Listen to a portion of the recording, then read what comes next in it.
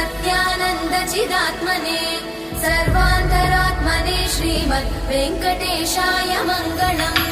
स्वतः सर्वविदे सर्वशक्तये सर्वशेषिने सुलभाय सुशीलाय वेङ्कटेशाय मङ्गलम्।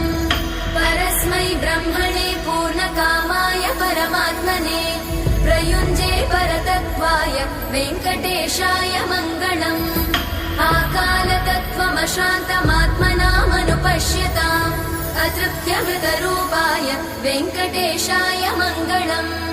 प्रायस्वचरणौ पुंसां शरण्यत्वेन पाणिना कृपया दिशते श्रीमद् वेङ्कटेशाय मङ्गलम्।